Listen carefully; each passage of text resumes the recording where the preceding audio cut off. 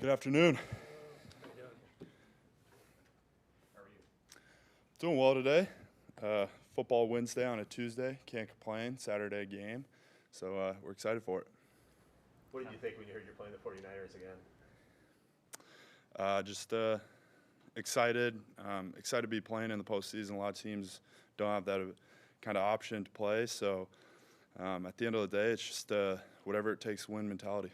You experienced a lot of success in college and long seasons into playoffs. What's different, if anything, about how it feels to be in this playoff? Yeah. I said kind of in the process of the getting to the NFL, I'm used to, or we're expected to play into January. So it's always awesome when you get that chance to. It's just nowadays you wake up the next day, you're a little more sore after playing in January. So it's a little bit longer season. But at the end of the day, if you can play football in January, it's a good thing. Very good after him in the run. The last time you played him, what are you expecting from them differently defensively? Yeah, you got to expect they might change some things up, might bring a little more blitzes, might play certain formations differently. So at the end of the day, they're going to have a plan for us. They got a really good defensive coordinator that's going to have something schemed up for us, and we're going to maybe have to take one or two on the chin to understand what the game plan is going to be and continue to move forward. I'm guessing you watched the games with some friends over the weekends. What was that like watching football with guys on the team? Yeah, Mike said it perfectly. Like, you're rooting for one team, and then you're like, why am I rooting for these guys? And then you're watching football, and it's so weird watching the games and just being like, I'm not playing this weekend, but I'm playing next weekend. It kind of was a little weird, but it was good to get a weekend off. Kind of maybe get away from football a little bit, knowing that you're still watching it every single Friday, Saturday, Sunday. But it was good to kind of get away from football, get away from the facility, recharge your batteries, and get ready to roll. On the tush push, what are those blocks like for an offensive lineman compared to just your standard run play? Complete chaos. There's like footwork out the door, hand placement out the door. It's just how much force you could get as you're trying to keep your head down and keep your pads down and move the line of scrimmage. So it was cool to see a tush push almost score a touchdown from like the 10-yard line this weekend. That was sweet. Shout out to those offensive linemen on the Buffalo Bills. The Eagles left tackle, Jordan Maletta, I think at one point he said he doesn't really like that block because it's harder on those guys. Is there something about it that is like more difficult than typical?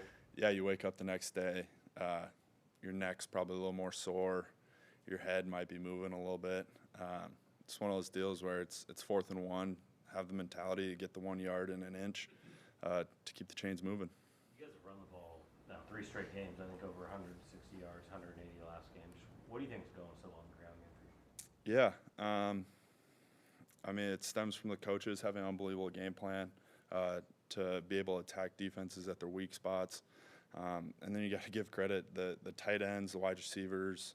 They're blocking their asses off lately. Our running backs are unbelievable, making plays. So we're having a lot of fun the past 3 games, being able to run the ball so successfully. And if you want to be successful in the postseason, you got to be able to run the ball. So that's going to be the mindset moving forward.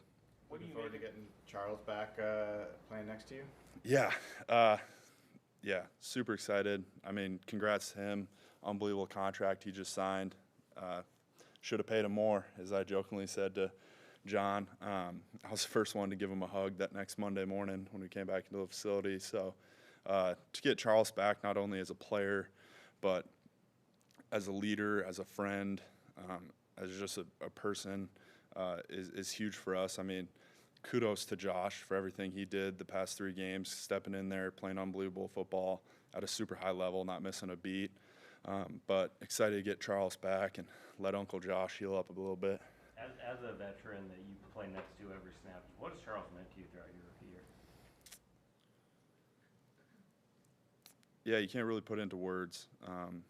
He's been a big brother, a friend, a mentor, a leader, everything you could possibly want from a guy playing next to you, especially as a rookie.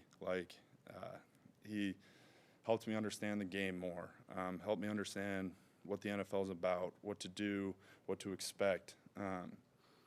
and he's a dear friend. I love him like a brother. He's the man, and I'm super excited that he's going to be here for 4 more years, to say the least.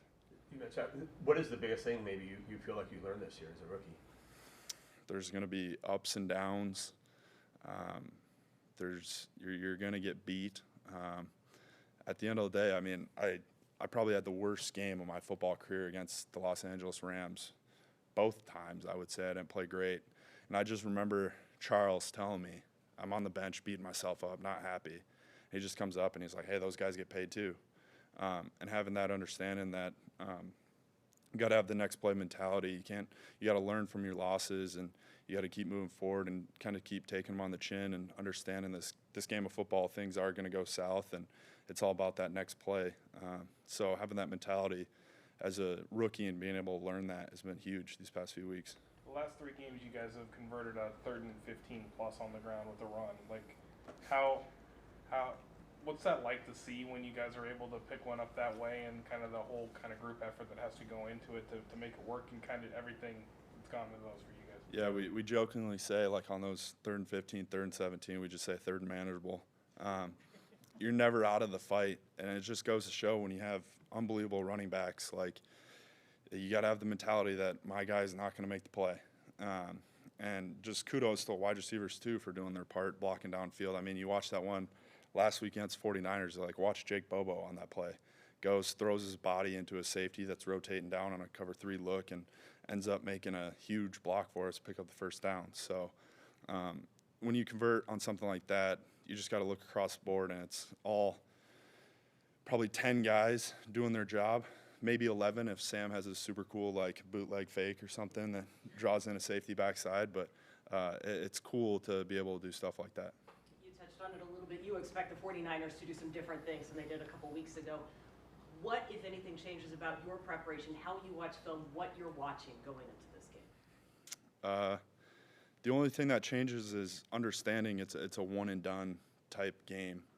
It's win or go home. So at the end of the day, you got to have the same routine, the same day-to-day prep, the same recovery, all that stuff. But kind of in the back of your head, it's that nightmare fuel of if we don't win this one, we're done for the season.